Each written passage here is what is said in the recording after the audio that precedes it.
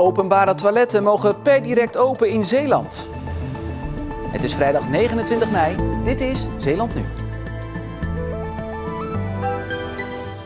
Zeeland maakt zich op voor een druk en zonnig weekend. Walcheren en Schouwen-Duiveland het populairst. En deze luciferhoutjes gaan binnenkort stroom leveren. Goedenavond. De openbare toiletten en toiletten op campings in Zeeland mogen per direct weer open.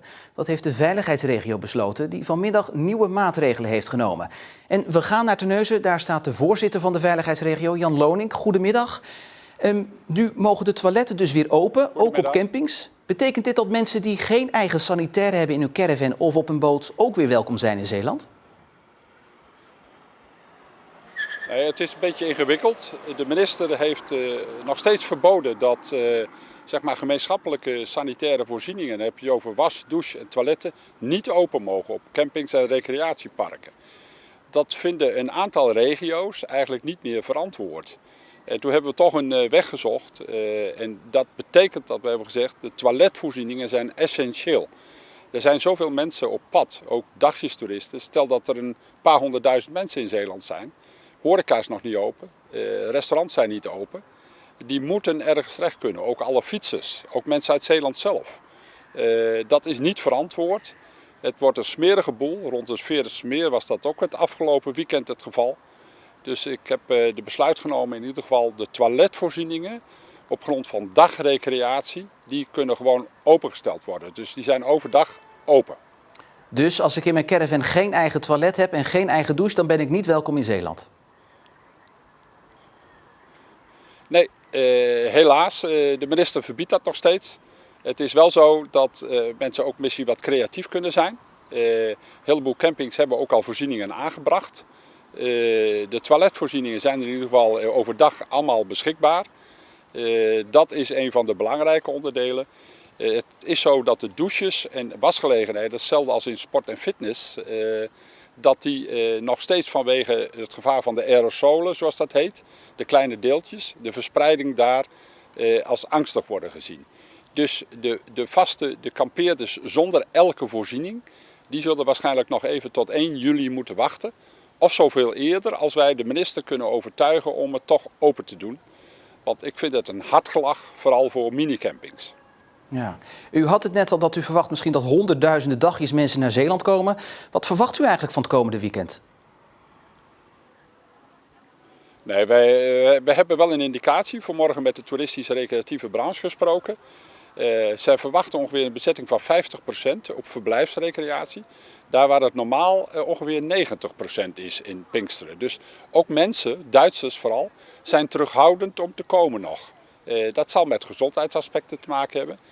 En we weten dat de grens met België nog steeds gesloten is. En mensen die op pad gaan weten ook dat de horeca en de restaurants tot aan de tweede Pinksterdag nog steeds niet open zijn. Dus er zijn heel weinig voorzieningen. Dus wat mensen vooral zullen doen is de natuurgebieden opzoeken, de stranden, wandelen. En wij gaan het adagium vermijd de drukte. Wij willen graag mensen geleiden naar plekken waar het minder druk is. Daar hebben we hele slimme systemen voor opgezet. Oké. Het wordt een druk Pinksterweekend dus. Jan Lonink, dankjewel. En bij de VVV merken ze ook dat toeristen nog een beetje huiverig zijn om te boeken. Op campings en vakantieparken aan de kust is het redelijk druk, maar in andere regio's is het een stuk rustiger. In totaal is de helft van de plaatsen verhuurd in Zeeland. Vorig jaar was de bezettingsgraad met Pinksteren 90%. Vooral Walcheren en Schouwen-Duiveland zijn dit weekend populair. Noord-Beveland en Zeeuws-Vlaanderen blijven achter. En dat het aan de Zeeuws-Vlaamse kust rustiger is, komt door de gesloten grens met België. En om de stroom dagjesmensen beter te verspreiden, zou een tolvrije tunnel kunnen helpen volgens de VVV. En ook Renesse heeft de laatste voorbereidingen getroffen om de toeristen weer op te vangen. Vorig weekend verliep daar alles goed en ze hopen dat dat dit weekend niet anders zal verlopen. We gaan ervan uit dat het druk wordt. Alle ingrediënten zijn er. Het is prachtig weer en het is een lang weekend. De maatregelen wat terrassen betreft gelden natuurlijk pas vanaf maandag. Dus zaterdag, zondag gaan we nog zien hoe dat zich op straat ontwikkelt. Maar we hebben inmiddels wel de ervaring van het hemelvaartweekend dat mensen zich behoorlijk bewust zijn van de regels. Want uiteindelijk is de laatste stap in alle maatregelen, die hoe we dan ook, met wie dan ook verzinnen, is de verantwoordelijkheid van de bezoekers zelf. Maar we faciliteren het in ieder geval maximaal. En ook de musea mogen vanaf 1 juni weer open. Sommigen doen dat maandag dus al en anderen wachten tot na Pinksteren. Zoals het museum in Vlissingen.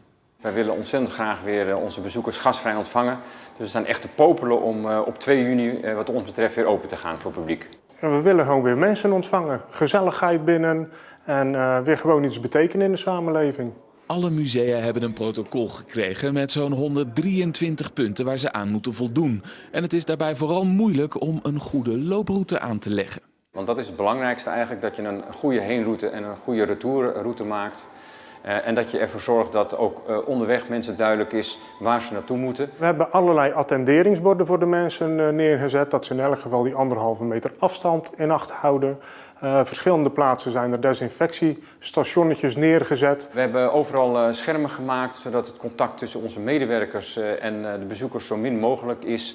Zo heb je allemaal maatregelen genomen om het ook in hygiënisch opzicht het bezoek zo prettig mogelijk te maken. Een van de belangrijkste maatregelen is dat er 1,5 meter afstand moet zijn tussen de bezoekers. En vooral de kleinere musea hebben moeite om zich aan die landelijke richtlijnen te houden. Dat is gebaseerd op bezoekersaantallen die of niet realistisch zijn ten opzichte van die van ons. Dus we hebben dat wat bij moeten schaven en eigenlijk aan moeten passen naar onze eigen locatie. Wij willen ook niet dat het museum een soort van ziekenhuis is waar je om de 5 meter je handen moet wassen. Het moet voor mensen een beleving blijven. Het is een prachtig museum en we willen heel graag dat mensen even 2 uur vergeten de coronacrisis en het gevoel hebben van wat fijn dat we weer naar een museum mogen. Ja, en dinsdag is ook de dag waar ouders misschien al wel hele lange tijd reikhalzend naar uitkijken. Want dan gaan de middelbare scholen ook weer open. En daarvoor is Jannes Goedbloed aangeschoven. Jannes, zijn de scholen er klaar voor?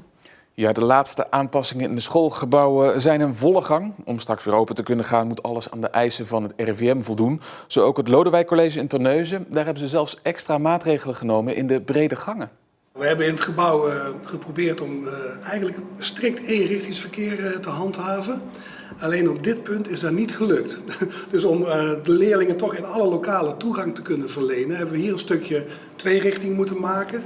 En om die scheiding wel te creëren, hebben we van die mooie zeilen laten maken.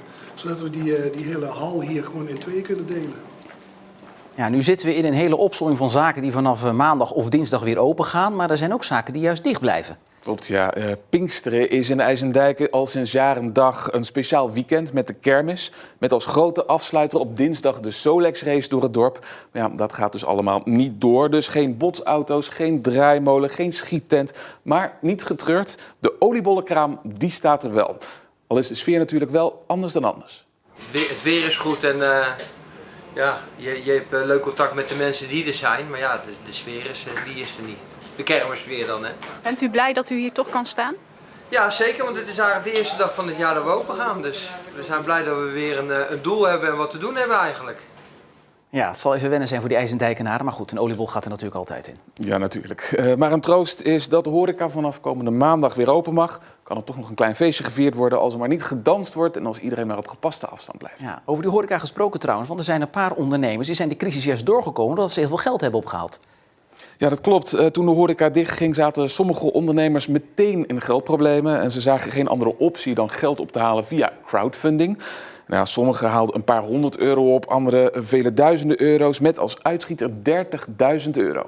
Dat geeft het gevoel dat er heel veel mensen blij zijn met je. Dus dat is eigenlijk een heel lief, een goed gevoel. Dat mensen gewoon graag willen dat je blijft bestaan. Dus het geeft ook wel weer vechtlust. Dat is wel heel erg fijn. Veruit het meeste geld werd opgehaald door horecazaken in Middelburg. Bihi Zenou denkt te weten waarom. Het zegt over Middelburg dat we echt een community zijn. En vrijgevig en dat we het elkaar gunnen. Dat we graag willen dat alles blijft bij het oude ook, denk ik. Maar het zomaar krijgen van geld heeft ook een andere kant. Als de coronacrisis over is en we draaien een jaar of 2 weer aardig, zoals we wilden eigenlijk, dan zouden we misschien wel weer eens een keer op vakantie willen. Maar dat durf ik dan niet zo goed, want dan denk ik dat mensen zeggen, ja, dat is natuurlijk van ons geld. Dus ja, dat is misschien nog een ding. Ja, dat had ik niet gerealiseerd.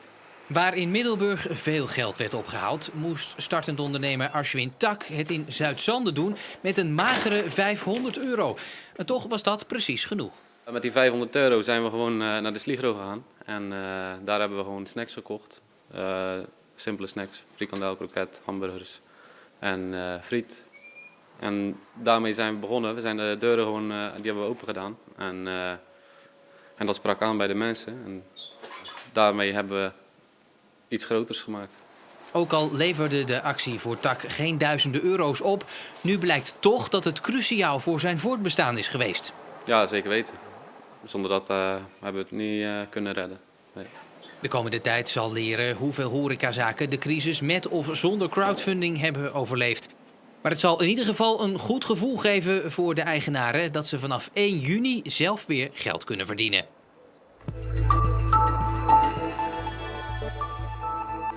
Windpark Borselen 1 en 2 moet eind dit jaar klaar zijn. Er komen 94 windmolens van 200 meter hoog.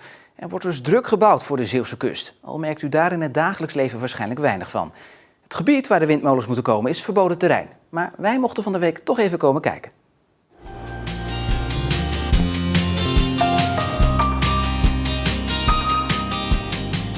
Het is ongeveer een uur en een kwartier varen, 23 kilometer buiten de kust van Westkapelle. En dan zie je de contouren van Windpark Borselen 1 en 2. 94 windmolens moeten er in totaal komen en 15 daarvan zijn al klaar. En de rest wordt in een snel tempo gebouwd. Er staan bijna 94 funderingen nu en ongeveer 20 turbines.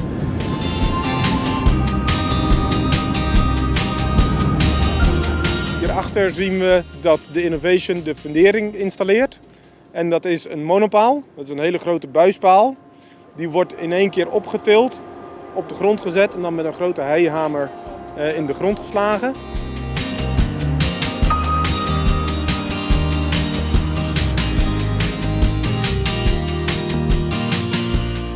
Ja, dit windpark levert stroom voor 1 miljoen huishoudens, dat is best veel stroom.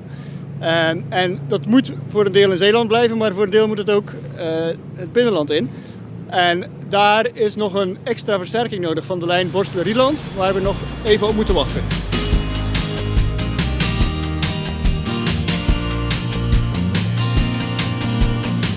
Net zaten we in Borselen 2, nu zitten we in Borselen 1. En hier wordt de windmolen geïnstalleerd. Op dit moment hebben we net gezien dat er een rotorblad ingestoken wordt. Die wordt nu door het schip vastgedraaid.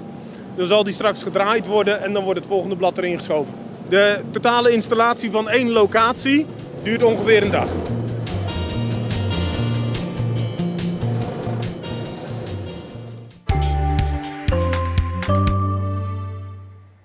Er komt maar geen eind aan de zonnige dagen. Ze rijgen zich moeiteloos aan elkaar, net als de hoge temperaturen trouwens. En daar komt voorlopig ook nog geen einde aan, want het blijft zonnig met temperaturen rond de 25 graden. En terugkieken staat vandaag helemaal in het teken van de suikerfabrieken in Sas van Gent. Tijdens de bietencampagne draaide die dag in dag uit op volle toeren. Er kwamen die vrachtauto's, die kwamen uit de fabriek. Die werden eerst gebogen, de weegbrug. Dan werd er een monster van de bieten gepakt. Dat monster werd het suikergehalte van bepaald. En de tarra, de grond die er nog aan zat. En dan werden ze met hoge drukkanonnen, met water, werden ze naar de fabriek gespoten.